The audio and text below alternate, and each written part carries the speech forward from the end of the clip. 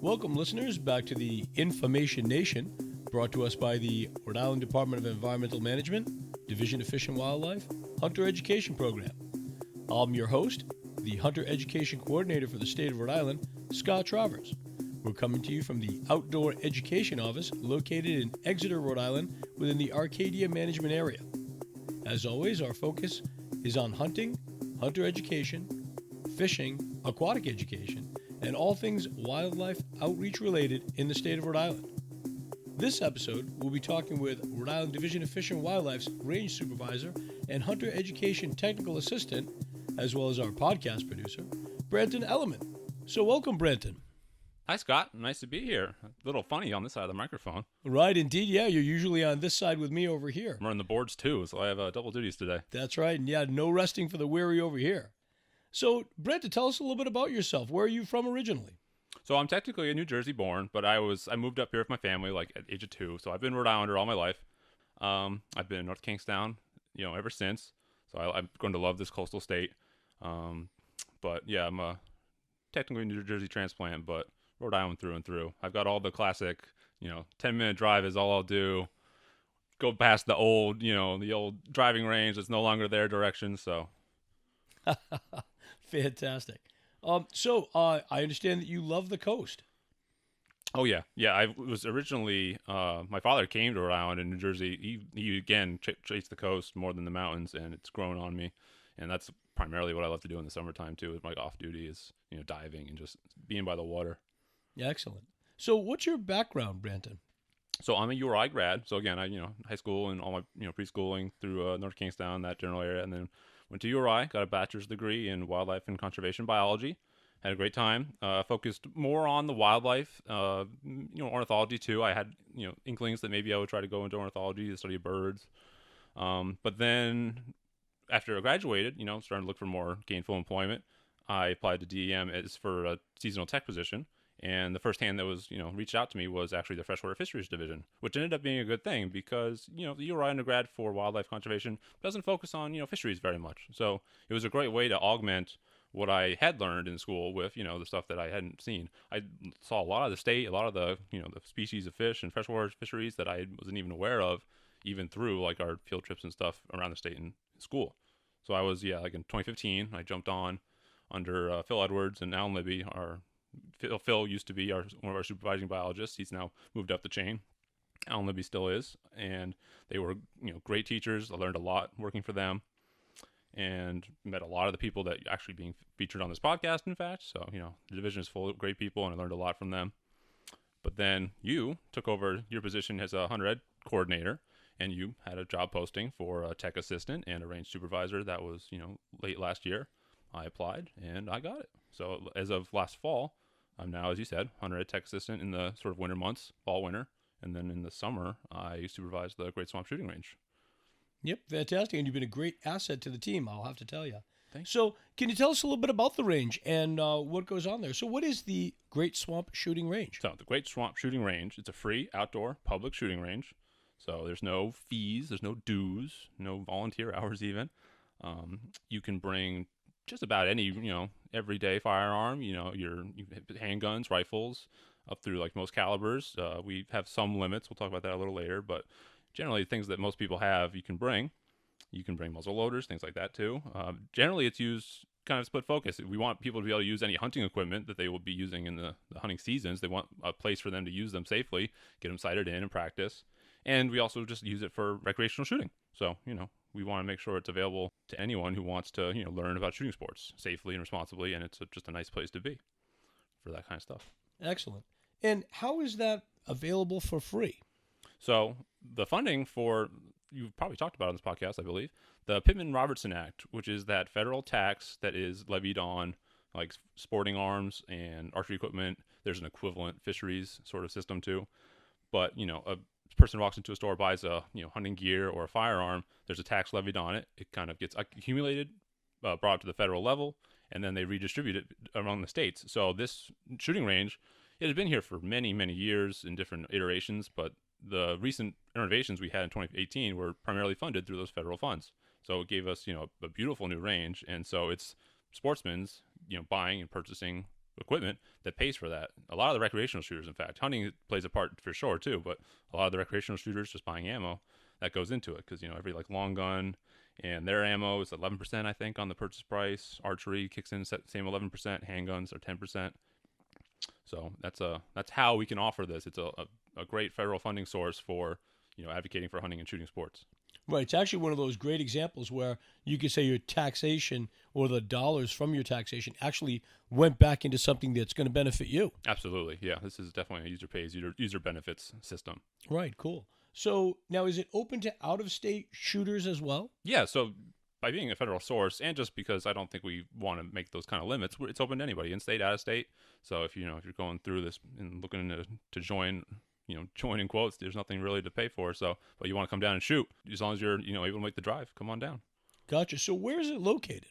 So the Great Swamp Shooting Range, it's pretty close to URI. It's on our Great Swamp Management Area property, which you may have used for hiking or bird watching, stuff like that. So we're at 277 Great Neck Road, West Kingston, Rhode Island. We're down that dirt road that runs along the train tracks. You pass our kind of office campus, and there's a second left. There's signage once you pick it up. And it's fairly easy to find. It's on dirt road, but it's a well-groomed dirt road for the most part. So, but yeah, we're right near URI for sort of planning your commute over there. Gotcha. And is it open year-round?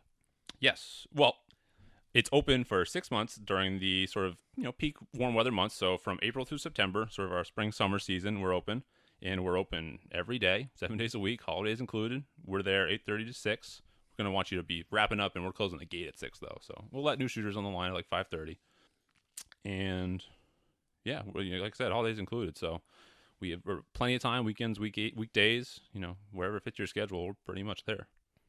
Gotcha. Fantastic. So are there any reasons why the range might be closed during those summer months for any reason? Yeah, so I say 7 days a week. The only exception would be if we are having like a heavy sustained winds, and that's mostly just because, again, being run down that dirt road, if we get trees that fall, we're going to trap you back there. So if we're going to have, maybe a late season, hurricane season, we'll generally only stop for for a small period if it's lightning, because you can usually wait it out. We'll just have all the shooters kind of hunker down.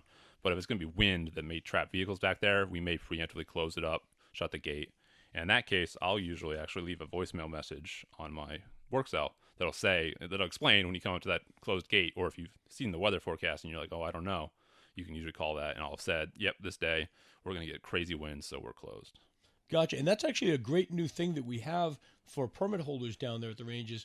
We are able to actually call your cell phone number, which is your work cell phone, and they can have the latest updated information on range closures or anything like that. So did you want to share that phone number with our listeners? Yeah, absolutely. I'll repeat it a couple of times. So it's 401-575-6331. And yeah, that's great. I get calls, not all the time, but plenty of calls. People just looking for just procedural details, like how exactly do I apply? I read the regs, but is this allowed exactly the way I think it is? So I'm always there. You can always leave a message. Please leave a message too, because I think most people know the spammer problem. So I don't call back unless I have a voicemail to kind of tell me who you were and what you needed. Right, gotcha. And I can imagine that while you're working on the range and you have your hearing protection on, absolutely, you're actually working and people can't hear you. You can't hear that. Yeah, if I get a call while I'm on the range, I have to start walking, a good 200 yards away before, so they don't, they can hear me over the cracks of gunfire. Right, exactly. So can you explain how the Great Swamp Shooting Range is staffed? Sure. So, like I said, we're open 7 days a week, so we'll always have 2 range safety officers on duty. We'll call them RSOs for short. There's 2 crews of 2, so you'll see one crew of 2, sort of that half the week, and then the other half, so that sort of Sunday to Wednesday, and then Wednesday to Saturday. Right now we have Paul, Liam, Anthony, Mark, and myself down there in rotation during different times. We're usually pretty clear, usually a big red sweatshirt if it's cool, or some red t-shirts with big RSO on the back, so we try to stick out. And once you get to know us, you know who we are. And they're down there for their first priority is safety, obviously. They want to make sure that the range is operating in a safe manner. People aren't, forgetting procedural stuff, just innocent mistakes, just keeping everyone on the game so that we have a, good, safe time at the range. So, and going with that, their first priority is safety. So, again, speaking of earplugs, some people come in with passive earplugs or big head muffs without the electronic amplification. So if we have to yell at people, you might hear our volume raise all of a sudden. It's usually not personal. It's usually just, hey, he's wearing earmuffs and he's not hearing us immediately. So, hey, we need you to do something now because, again, for safe operation of a range. things that can't always wait. It can't always be gentle taps and, oh, excuse me. So, Right, absolutely. You have to maintain order. And again, the number one priority down there is safety. yes. Yeah, and the same thing goes with, like, any physical contact. We very, very rarely ever have to do that. But again, if there's an immediate safety concern where we don't have time to ask you to do something, we may have to, like, just in the most, immediate and to the extent that we need to, move a firearms barrel or move your position quickly. But usually it's almost always easy enough for us to just ask you, oh, readjust yourself, or hey, point that a little farther down, more clearly down range. So, but it can happen. We just want to warn people that, we do everything we can to make it, approachable, and we're not trying to be in someone's business, without prior justification and warning. But again, safety is the priority. So, right. So, what is the facility like? I know you talked about the expansion that we had. Yes. Yeah, 2018, we had a great renovation. So it used to be pretty much limited to rimfire rifles and handguns with some shotgun use. But now we have a full centerfire capability for, modern rifles, modern smokeless powder rifles.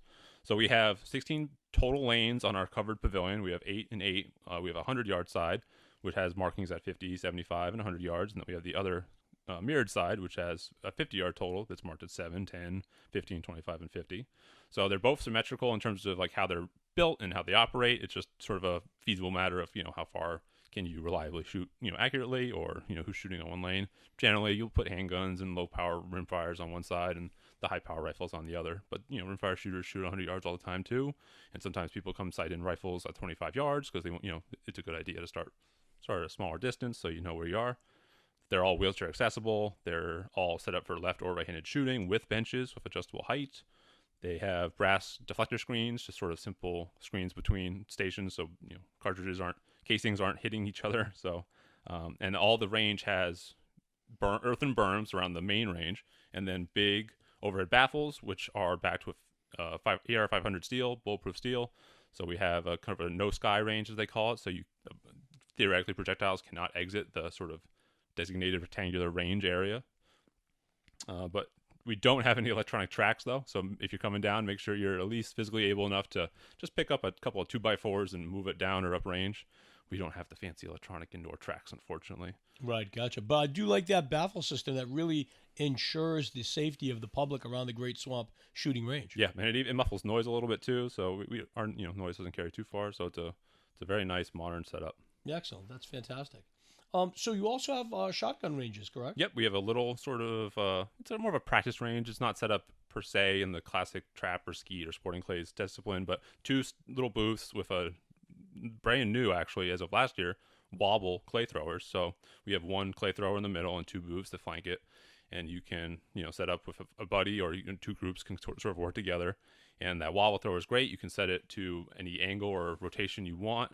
And then you can either leave it there and just let it cycle in a static pattern, or you can turn on the 2 toggles and it'll rotate or elevate in random sequences and random pauses and really put you on your game. So you can make it as easy or as hard as you want. As long as you bring your own clays, you can, sit out there as long as you're able.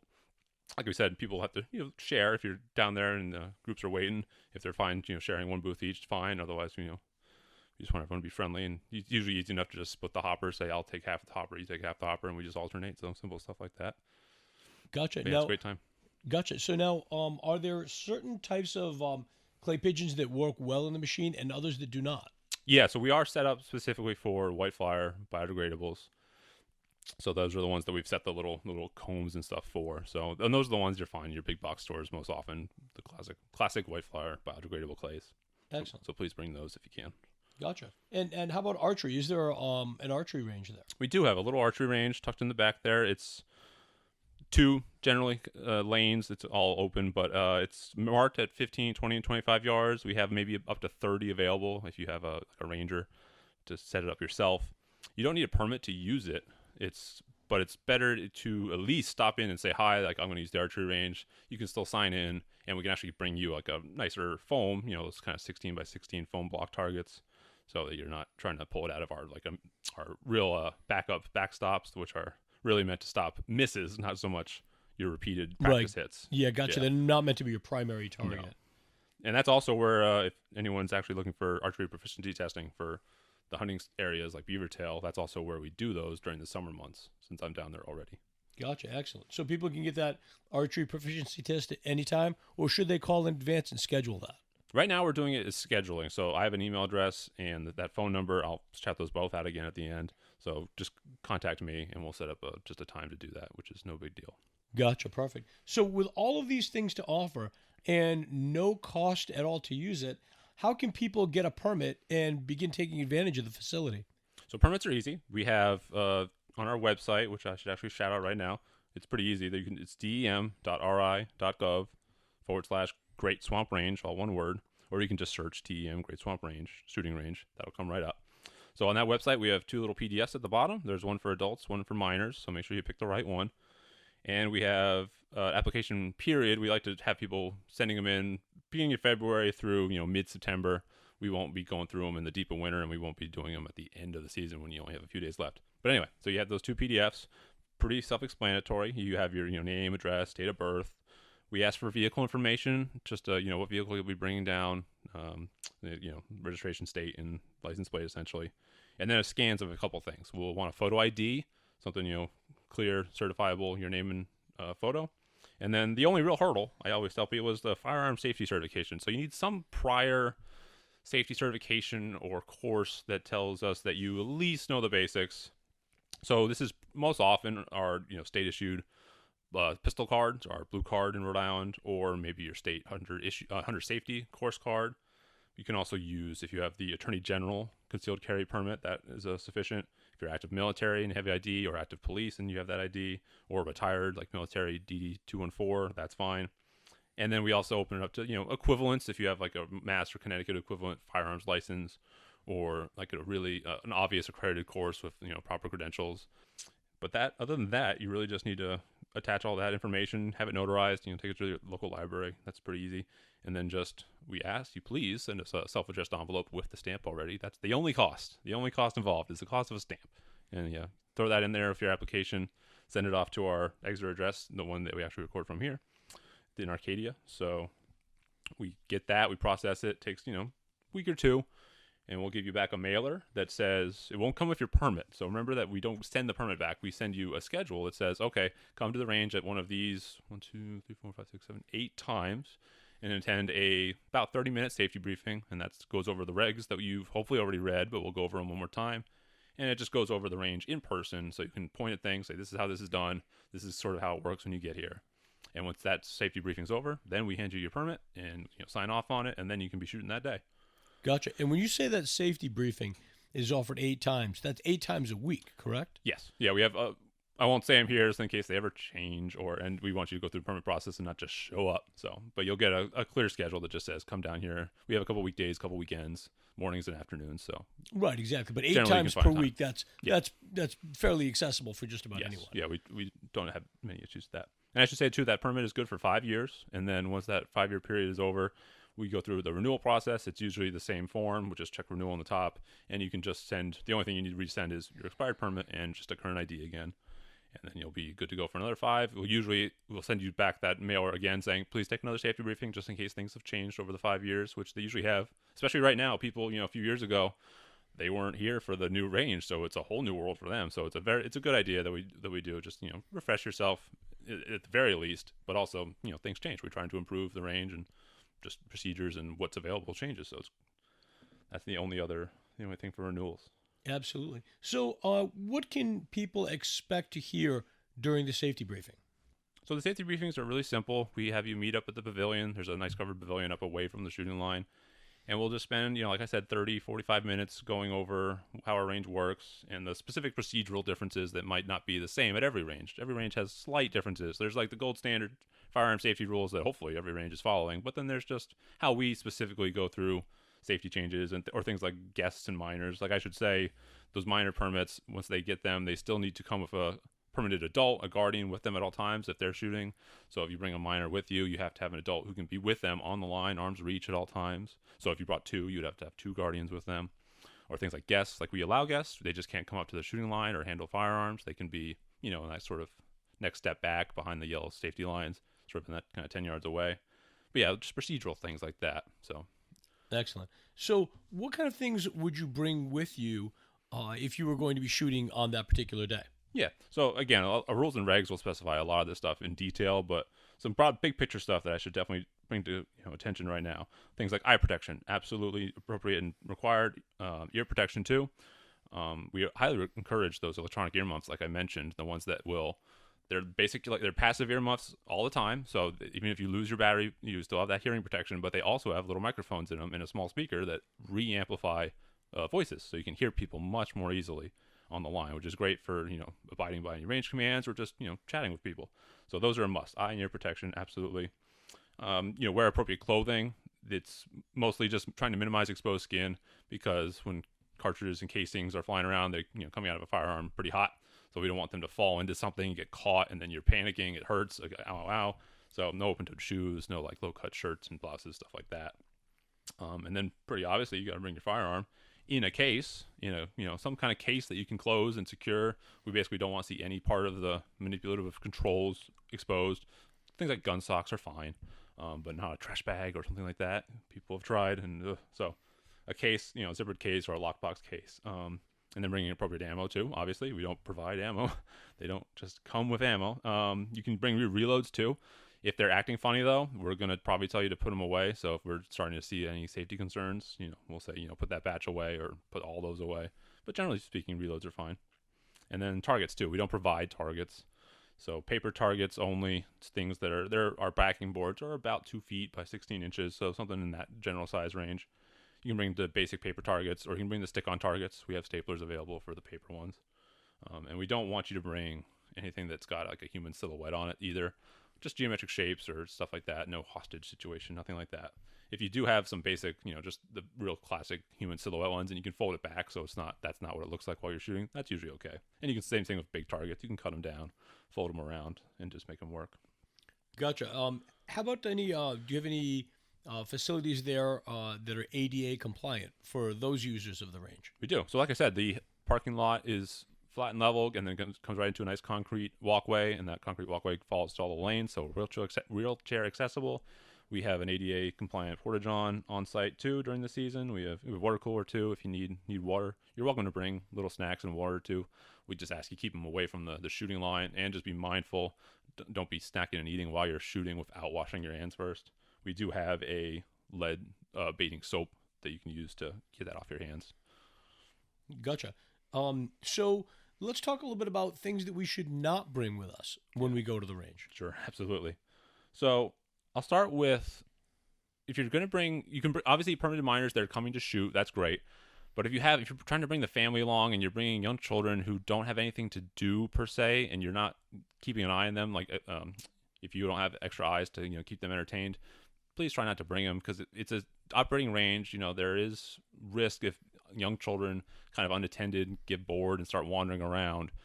We'll do our best to keep an eye on everything, but it's just better left at home. It's not a place to socialize really for that. So that's my sort of the first thing that I would prefer people keep an eye on that, and not bring children who don't have, who aren't there to actively use the range. But beyond that, I already said, like human silhouette targets or giant targets that you can't, manipulate to fix. And then I should say holsters, and that's in two regards. So first of all, on a management area, state parks too, you can't concealed carry. So even if you have your concealed carry permit, you can't bring that onto our property. So don't have a holstered weapon on you. And also, you can't practice from the holster work at our range. I know people are always looking for ranges that do allow that, but we do not. So it's always aim fire up at parallel armed level.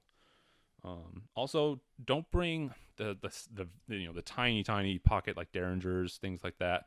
Stockless shotguns, basically things that give you limited grip and very short barrels too. That we worry about people, their grip slipping out in front of the barrel at the worst time, or stockless shotguns smacking them in the face. So we generally say do not bring those.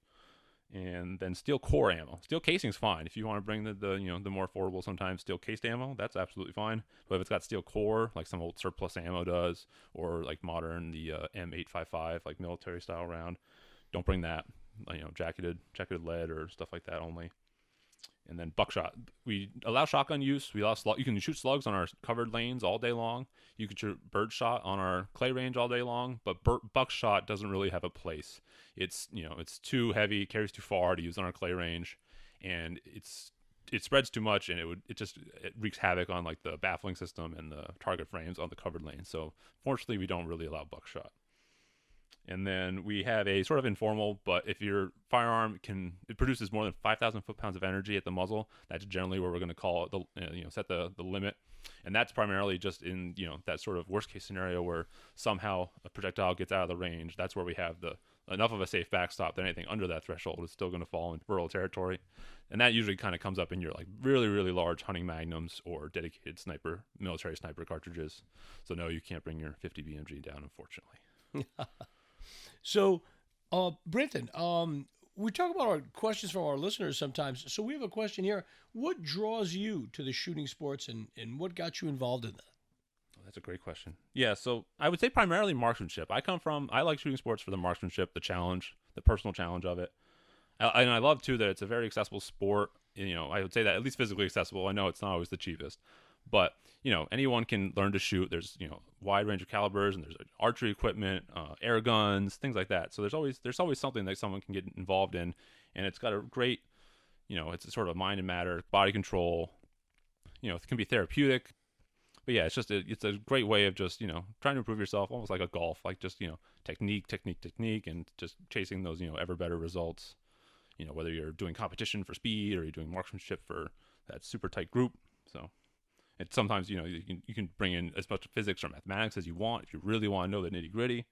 So there's a lot of stuff to draw on to dig into a hobby like that.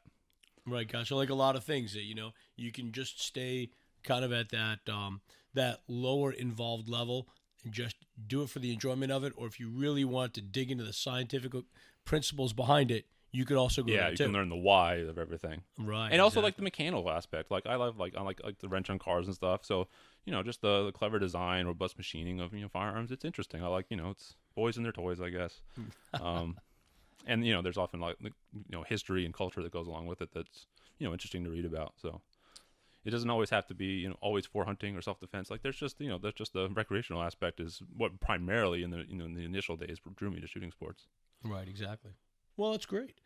So, Branton, again, I know we talked about that cell phone earlier, but you said you also had an email address. So if someone needed to reach out to you, whether it was, a question about the permitting system or the hours of the range, or if there was a storm coming, they didn't know if they could go shooting on that day, how could our listeners reach out to you? Okay. So, yeah, all my contact information. Again, so my email is my name, Branton Elleman, which is BRANTON, ELLEMAN, CTR @dem.ri.gov. So that's my easily accessible email inbox. Feel free to leave a message. It's always there. That cell phone number again, 401-575-6331. Leave your voicemails if I don't catch you in time. And now you can search for that. My contact information is right on that website too. So if it's easier for you to remember, just to search DEM Great Swamp Shooting Range, I'm listed right there. So if you can't remember how to spell my name, which wouldn't be the first time. So easy to find, and it's always available. Excellent.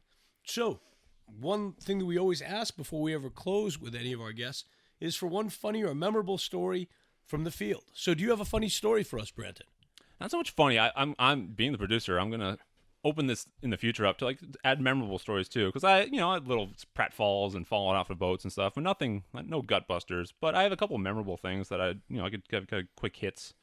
I remember one time I was doing a fish ladder check when I was doing the freshwater fishery seasonal, and usually there's a little, you go down next to the concrete of the fish ladder, and then you kind of have to hop in the river to go across to check a little eel bucket. And I know one day I jumped in there and thinking it was a rock, jumped on left foot, and that rock decided to scurry out from under me at Mach 10. Turns out I jumped on a snapping turtle, so that was fun. Another time under a bridge up in Warwick, we were taking care of some herring work, and middle of the day, so not expecting it, and face to face with a raccoon scavenging for those herring. Gave me quite the scare, because in the middle of the day, you don't always know why a raccoon's hanging around. But I think the most memorable one, just because it's a fairly rare sighting in our state, I think.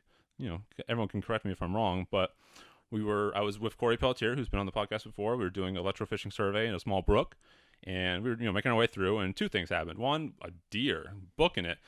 This stream bank was probably a good 10, 15 feet down, like kind of made a deep V where the actual river channel was, as opposed to the higher banks. And a deer in like three moves was like top of the bank, bottom of the river, out the other side of the bank, and we just all like turned around like in shock because we just barely caught him. It was just immediately impressive. Like you forget how high those deer can jump unless you're seeing them do it. But that same day, we were finishing up, and something caught our eye above us because we're in this deep brook or deep the valley style brook, and the canopy's all above us, so it's no open air, no open sky. And across a branch, we see a little critter, a little mammal jump out from the canopy. And you think of squirrels, red squirrels and stuff but it turns out it was actually a weasel. It's one of the few times I've ever seen a weasel in the state. I've seen once more, again with Corey actually, so I think he's the good luck charm at our Great Swamp office. But it was very inquisitive. He was sitting up there giving us the eyes like for a while there. But just those tiny little mammals, like very secretive, and they're very quick. So just feel lucky that I got to finally see you. I don't believe it was a short-tailed or a long-tailed. They're pretty similar. Our mammal biologist Charlie would know, but I don't. But that was, I think, some of my more memorable experiences out in the field. Trying to think of anything else, but it's been like I said, since 2015, I worked most of those years up until 2020 as a seasonal, so got to see a lot of cool stuff. But when you're asked, what do you think? What do you remember? Those are the ones that come to mind. Yeah, gotcha. Yeah, that's the great thing about being out in nature is that you never know what you're going to see. You never know what else is out there. So that's fantastic. So, do you have anything else that you wanted to share with us, Branton? Something we might have left out or anything else before we close? I think I tried to go as comprehensive as felt appropriate. Like I said, there's other rules and regs that when you're actually coming down and getting permitted, we'll go over stuff like that, myself or the other RSOs. But I think that's a lot of the big picture stuff that I want people to know. And I want people to use this range. It's been a weird year. Ammo prices have been high.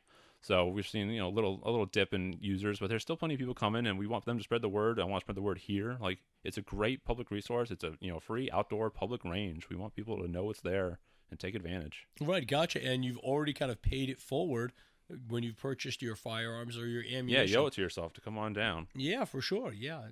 So excellent. Well, fantastic. Thank you very much for being with us, Branton. Thank you so much for having me. Well, to all of our listeners, I just want to remind everyone that our next podcast that we have next month is going to be with Casey Fernstrom. Casey is our state hatchery manager with the Division of Fish and Wildlife, and he manages all the hatcheries in the state. So he's going to talk to us all about the hatchery operations, how many hatcheries we have in the state, what type of fish are raised there at each different hatchery, as well as why we raise them. We're also going to touch on stocking, how we stock, and why we stock. And we might actually get some secret information as to what's coming next in the stocking season. So again, to all of our listeners, please subscribe to our podcast. If you have any questions for me or for any of our guests or any of our staff, you can feel free to reach out to me at scott.travers@dem.ri.gov. And again, please subscribe and share with your friends. We'll be back next month with more fantastic interviews and other information about things going on, wildlife outreach related in the state of Rhode Island.